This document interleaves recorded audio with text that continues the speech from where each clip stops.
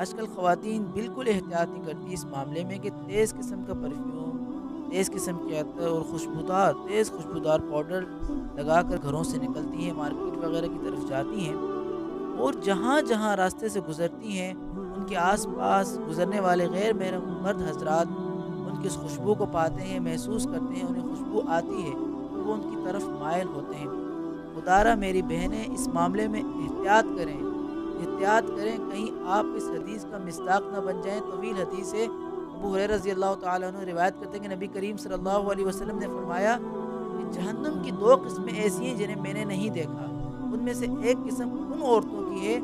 جو لباس پہنے ہوئے بھی ننگی معلوم ہوتی ہیں، یعنی لباس اس قدر تنگ ہوتا ہے، اور جو مین لائٹ جسے میں ہائی لائٹ کر رہا ہوں، وہ عورتیں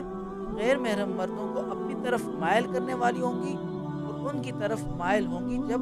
اس قسم کی تیز خوشبو لگا کر نکلیں گی تو ظاہر ہے غیر محرم مرد حضرات آپ کی طرف مائل ہوں گے۔ خدارہ احتیاط کریں، احتیاط کریں۔ آگے وعید بھی سن لیں کہ یہ عورتیں جنت کی خوشبو بھی نہ پا سکیں گی، جنت کی خوشبو بھی نہ پا سکیں گی، حالانکہ جنت کی خوشبو 500 سال کے راستے کے مسافت تک آتی ہے،